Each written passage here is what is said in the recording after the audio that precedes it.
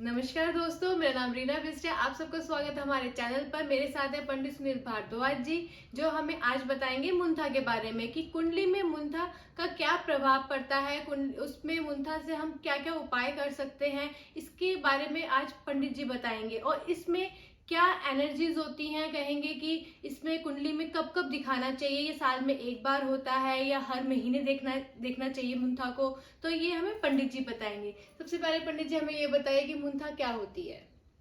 देखिए, मुंथा की बात करते हैं तो हर वर्ष कुंडली में मुंथा एक ग्रह है जी। जो आपके जन्म के साथ ही आपके लगन में प्रवेश कर जाता है।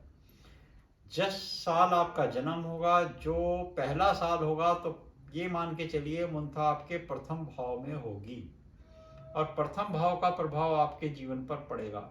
इसी तरीके से 12 वर्ष में मुंथा घूमकर फिर वहीं आ जाती है। तो इस तरह 12 दूनी 24, 12 तिया 36, 12 चौक 48, वो धीरे धीरे घूमती रहती है। हर वर्ष मुंथा का अलग अलग प्रभाव होता है। वर्ष कुंडली जब आपकी बनती है तो उसमें मुंथा का प्रभाव देखना होता है कि वर्ष कुंडली कौन से भाव में, कौन सी युति से बन रही है और कौन कौन सी मुंथा पर दृष्टि बन रही है और किस भाव के अंदर बन के वो क्या प्रभाव कर रही है। किस भाव में मुंथा अच्छी होती है?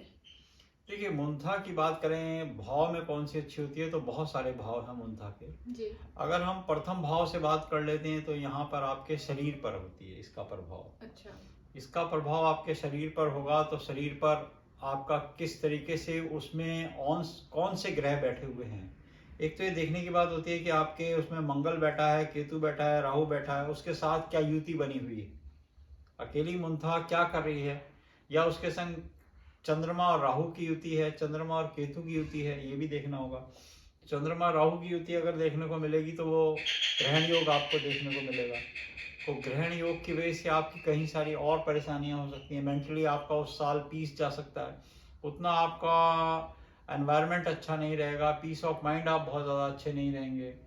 उसके बाद अगर हम दूसरे भाव की बात कर लेते हैं तो दूसरा भाव धन भाव का भी है। यहाँ पर आपको कुटुंब परिवार से भी आपको हेल्प मिल सकती है। यहाँ पर आपको बहुत सारी चीज़ें और भी देखने को मिल सकती हैं कि इस भाव में आपको आर्थिक तंगी कितनी रहेगी, आर्थिक लाभ कितना रहेगा, तो यहाँ पर शुभ प्रभाव देती है।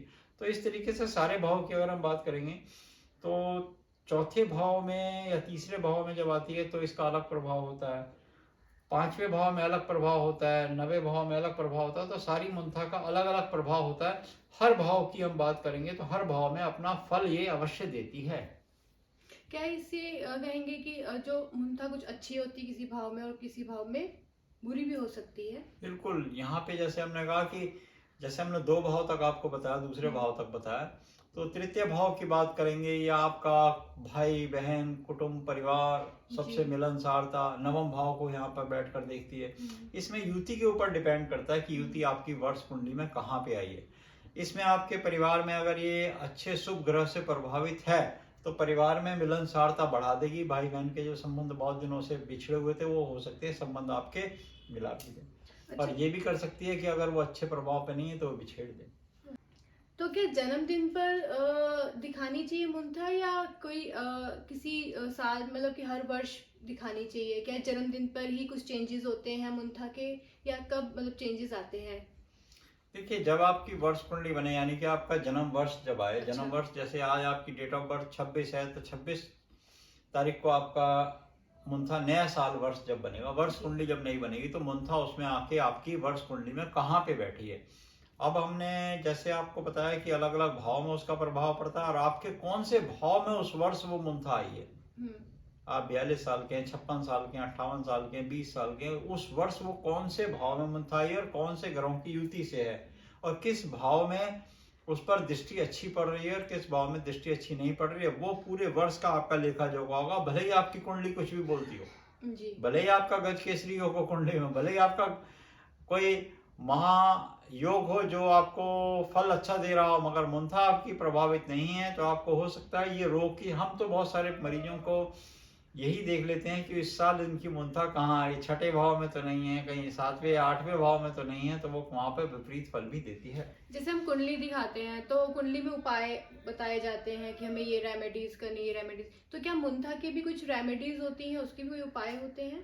बिल्कुल, मुंथा एक तरीके से आपको नवग्रह की पूजा करानी पड़ती है। मुंथा कहाँ बैठी है, कौन से भाव में बैठी है, तो उसका प्रभाव पड़ता है। सारी 12 भाव में अलग अलग प्रभाव मुंथा देगी, और जिस भाव में जिस ग्रह से प्रभावित है, जैसे हमने बताया कि उसका ही प्रभाव देगी। मान लीजिए कि आपके, जैसे हमने तीसरे भाव से बताए थे आपको दोबारा फिर, तो तीसरे भाव में जैसे बताया कि परिवार से मिलवा भी सकती है, बिछाड़ भी सकती है। माता के घर में चौथे भाव में आ जाए मुंथा, तो माता के घर में आपको माँ से प्रॉफिट भी दिला सकती है, दूर भी कर सकती है। पांचवें भाव में आ जाएगी मुंथा, तो पांचवें भाव में आपको परिवार में बच्चों में जो होगी वो मिलनसारता। बुद्धि के घर में अगर आपकी शुभ ग्रह से प्रभावित हुई मुंथा, तो बच्चे को कहीं कंपटीशन में जाएगा तो कंपटीशन में उसे सक्सेस भी बहुत ज्यादा मिल जाएगी। यह हो सकता है अगर शुभ प्रभाव में नहीं है और वो व्यक्ति अगर चंद्रमा से प्रभावित राहु है और उस भाव में अगर आपकी मुंथा बैठी हुई है, तो आपका हो सकता है कंपटीशन में बच्चा पास ही ना हो। बहुत तैयारी, बहुत सारे बच्चे देखे होंगे ऐसे, वो उस समय उस परफेक्ट टाइम पे जो टाइम होगा उसका, उस समय वो उसके काम नहीं आएगी। तो कुछ लोग अगर इसको दिखा लेते हैं, पहले से पूजा वगैरह करा लेते हैं, तो कम से कम बच्चा सक्सेस होता है। छठे भाव में रोग का घर है, रोग के घर में अगर आपको पहले पता हो, बहुत सारे ऐसे मरीज होते हैं या बहुत सारे ऐसे हमारे जो यजमान हैं उनको हम पहले से ही मुंथा चेक कर लेते हैं, छठे भाव में कहीं मुंथा तो नहीं आई, कहीं राहु या केतु या मंगल से प्रभावित तो नहीं है, तो कहीं विपरीत फल, अलग अलग बीमारियों को उत्पन्न तो नहीं करती। वात पित्त का कौन से जनित रोग उत्पन्न हो सकते हैं, क्योंकि जैसे हमें बॉडी के सिस्टम बता देते हैं, बॉडी के ऑर्गन्स हमें इंडिकेशंस दे देते हैं कि ये बीमारी आ सकती है, ये इफेक्ट हो सकता है, वो सुर बता देते हैं हमें। तो ऐसे ही हमें वर्ष कुंडली ये बता देती है कि कौन से रोग इस साल होने की संभावना है। छठे भाव में होने से द्वादश भाव को देखेगी, द्वादश भाव में नुकसान होगा पैसे का, तो पैसा आप बचा पाएंगे नहीं बचा पाएंगे। सातवें घर में आपका स्पाउस हाउस है, जो परिवार में पति या पत्नी के बीच में उस साल अगर अच्छे भाव में नहीं बैठी हुई है, उससे अच्छे ग्रहों से युति नहीं है, तो हो सकता है डिवोर्स भी हो जाए, या बच्चा जो है उसकी हो सकता है विवाह भी हो जाए। आठवें घर में आयु का घर है, तो ये आयु के घर में बैठ के अगर ये अच्छी युति से नहीं है, मंगल या राहु से प्रभावित है, तो हो सकता है बच्चा मंगली भी हो गया उस साल, मंगलिक दोष भी हो गया उस साल, हो सकता है एक्सीडेंट भी हो सकते हैं, तो दुर्घटना भी बता सकती है। वहीं नवे भाव में आपको अध्यात्म भी बना सकती है, भाग्य स्थान भी चमका सकती है। नवे भाव में भाग्य स्थान बहुत चमका देती है।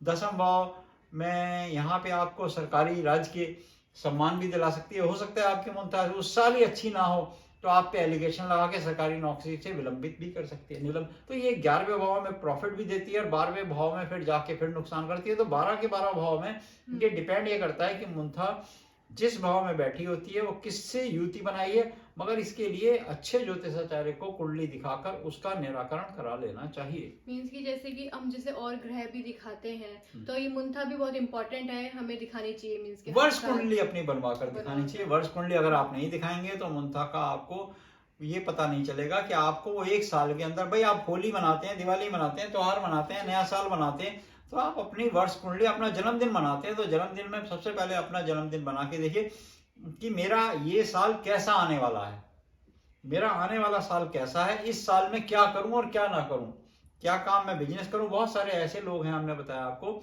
हजारों लोग ऐसे हैं जिनके एजुकेशन से लेकर, एडमिशन से लेकर, या उनके बिजनेस से लेकर, जॉब से लेकर, जो काम, शादी, मंगल, जितने सब काम हमसे पूछ के ही करते हैं। और हम वो साल, इस साल करना है नहीं करना, जब हम देखते हैं मुंथा उनकी नवम भाव है तो भाग्य चमकेगा।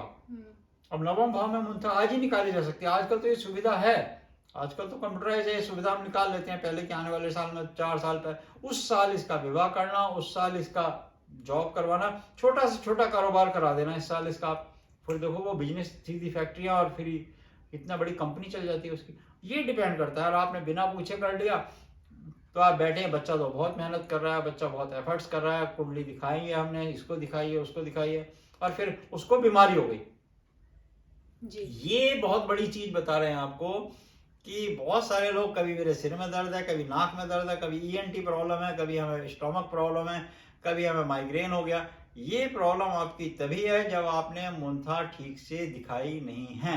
किसी भी उम्र के मुंथा देख सकते हैं? किसी बिल्कुल देख सकते हैं आप। हमने बताया कि जन्म होते ही बच्चे की मुंथा लगन भाव में, उसके बाद वो मुंथा घूमती रहती है। अब ये आपने कैलकुलेशंस करवा के निकलवानी है कि मुझे, देखो जैसे हम कुंडली मिलान करते हैं, ये देखते हैं वो शादी कितने दिनों जाएगी, ऐसे ही मुंथा से ये देख लेते हैं कि मुंथा के समय में वो बिजनेस से बहुत ज्यादा छेड़खानी ना करे, जॉब से बहुत ज्यादा छेड़खानी ना करे।